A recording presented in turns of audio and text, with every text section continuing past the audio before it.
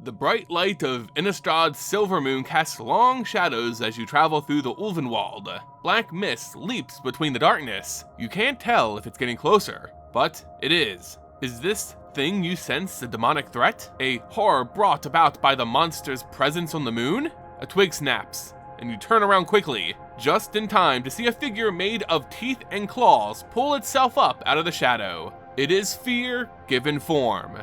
Greetings everyone and welcome back to the Ether Hub. I'm Simon, bringing you more Magic the Gathering lore. In this video, we're continuing our journey through the macabre dark places of MTG's story. This is 13 Nights of Magic.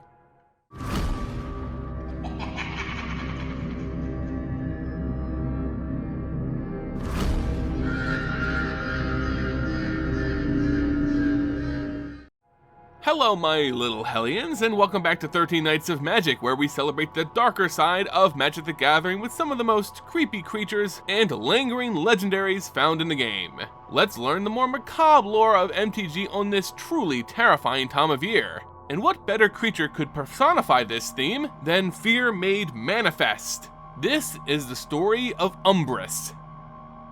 This dark tale starts with a traveling salesman, more of a con artist than procurer of goods. He deals in curiosities and snake oils, looking to peddle hope to the desperate people of Innistrad. On this plane, hope is the most valuable commodity of all. Shadows linger as vampires, werewolves, and all manner of ghouls look to make humans their next meal or ritualistic sacrifice. Things have only gotten worse since most of the angels, their natural protectors, went mad when the Eldrazi arrived. Though their stain now only corrupts Innistrad's moon, people here still look anywhere for hope of a better tomorrow, and Torens is here to sell it to them. He had always lived a less than righteous life, a renowned pickpocket in his youth which caused him to butt heads with his more law-abiding family. Eventually, he would be cast out, and even jailed for scavenging corpses after a battle with the undead hordes outside Thraben. The Cathars who captured Torens saw in him potential, namely Audric and Thalia, who allowed him to remain free and granted him a chance to join their brotherhood. Given the two options, Torens joined the religious militia as a mausoleum guard. Over time, he grew fond of this ragtag lot of ex-cons and lowlives trying to help the people they once victimized. He, along with the rest of the Cathars, had a purpose now, one Torens grew proud of. But fighting spirits and zombies was nothing compared to what was to come with the Eldritch Moon, as shadows gathered over Innistrad. Madness took hold of the plane, and the righteous order he served collapsed in on itself. He left, looking to continue his purpose on his own, his holy mace in hand. Sadly, upon returning to his home of Hanweir, he found the entire town was Eldrazified. No one could have survived this. His mother and brother who remained there were lost, without ever knowing the man he grew to become. Now with his purpose lost, he peddles potions that promise to ward off ghosts made of nothing but swamp water and chopped onions, until he wandered into the village of Trublosson. The people here, Torens noted, seemed happier than most he encountered across Innistrad, as if the past never stayed with them, as if the horrors they had all just experienced were nothing more than a blip in their memories. He was approached by a ruling lord of the village, dressed in finery, his name Vitus, as he asked for a private audience with Torens. Vitus knew of Torens' past, hearing reports of his salesmanship while traveling. He knew Torens had abandoned his post, cast aside his vows, and led a less than moral life. All things that could get a man thrown in a dungeon if the rumors were spread to the right people. Of course, Vitus would be willing to look over these transgressions if the former Cathar could assist him with a job befitting Torens' former station. As they talked, the problems of the village became more obvious, though the people here seemed blind to it. This lord, along with the others, held a financial stranglehold over this village. This was made apparent by a young boy, Alexander, coming up and begging Vitus for more time to come up with his family's rent, a mercy the lord didn't look to grant. Torens hated bullies, so with his limited funds, he paid the boy's rent in exchange for his help. They both accepted the lord's job. There had been strange noises coming from the basement of a keep on the outskirts of the village. They just had to investigate, and then their bargain was complete. Simple enough, but when the pair entered, they felt a chill, unnatural and persistent. It crept down their spines. All light from the staircase above seemed to be swallowed up by an all-consuming maw of darkness. The air shifted around them. A presence, whether ghost or demon was near. The silence was broken by a woman's voice. A young lady chained to the wall appeared gaunt but alive. She was chittering and muttering under her breath, strange ravings that sounded like the words of madness, something Torens had seen plenty of in his travels. But still, he frees the woman. She thanks him and tells him her name is Iruth. She had been traveling, much like him, but her mind has been plagued with horrific visions of the future. These prophecies were incredibly accurate and unchanging, which often got her labeled as a heretic when the wrong people were told less positive prophecies. Prophecies told to her by a dark lady, the source of her power and likely demon in control of her very soul. That is how she found herself here in this dungeon.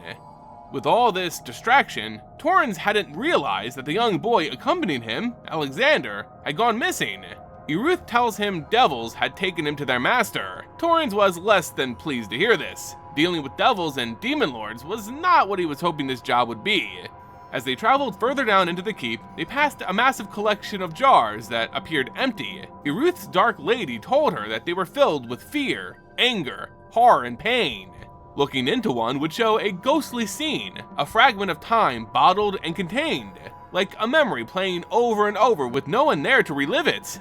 Here, at the lowest floor, Torens would face his target, but the devil's servants seemed to be bowing to Alexander. He was no longer just the little boy who made the mistake of joining Torens. Nearly invisible wisps of smoke poured from his face and pulled on his limbs as if he was a puppet. His body was now being controlled by another entity, shadow given form. It introduces itself as Umbris. Speaking through the boy, Umbris tells Torens that Alexander was now his by right. It was his payment after being conscripted by the sorcerer lord of this village over 100 years ago. The great-grandfather of Vitus had captured this entity within a holy circle, preventing its escape. In exchange for not killing the shadow, Umbris would provide a great service. Every night as the people slept, Umbris would remove all their pain, suffering, and fear. The being then fed off of these and left what remained in jars. The result was a population of people who had no memories of their ills or losses. They were eternally content. But why? As explained to Umbris by the original lords, peasants aren't truly ready to work if they're weighed down by the burdens of their troubling memories. These people were kept docile from the pain their lords inflicted, meaning they served the lords without fear of revolt. This was all about money. Torens quickly realized the lord he bargained with in fact sent him down here to die as a tribute to Umbris. As part of their 100-year deal, his family supplied Umbris with living people as tribute. The full spectrum of pain could only be experienced through a living body, so Umbris stated, and now he had Alexander. Umbris spoke with Torens again. It wanted to make another deal. He could certainly cause damage to Umbris, but it wouldn't change the fate of this boy. Instead, it offered to remove the Cathar's pain and guilt, so long as he simply walked away. Regret over the loss of his family, all of it would fade from thought, no longer weighing him down.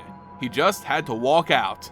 Iruth is there, telling Torens not to listen to such a liar. But the horror reminded both of them that she too was left here as a tribute, and that there was a reason he didn't accept her. Iruth's soul was already claimed, and Umbris does not share. Iruth tells Torren that his fate cannot be changed by some deal with evil, but that his future was only his to decide. Torrens trusted his own instincts, as he always had. He lifted his holy mace, shimmering with angelic might, and crashed it down hard. But not atop Umbris. He aimed for the runic circle that was binding the entity. Umbris, in all his years of tormenting others, was surprised by this development. Torren steps toward the now cornered Umbris, blocking his escape. It's time to make a new deal. Torrens would let Umbris leave intact, but in exchange, he wouldn't harm the boy. And he must return the memories of the villagers he had stolen for years. From now on, they would decide their own futures based on their past experiences, good and bad alike. He would no longer be allowed to feast on these lands. Umbris accepts, releasing the boy, whose memory and will returns to him. Umbris instructs his devil minions to start smashing the memory jars. And like darkness breaking at dawn, Umbris begins to fade. Before leaving, Torrens promises that they will meet again, and then he will remove Umbris's stain from Innistrad for good. He swears it.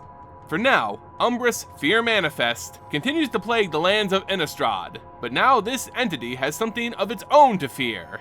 The power of the Church and its Cathar order will know of him, and Umbris will fear the fury of Torens forever. And there you go, my panicking little planeswalkers, another night of spooky stories as we go through the 13 Nights of Magic. Please let me know if you're enjoying the frightening content in the comment section below. Please support our haunting work by leaving this video a like, sharing it with friends, and becoming a subscriber. It's the best way to help us spread more grief across the multiverse. And until the next foreboding evening, friends, see ya!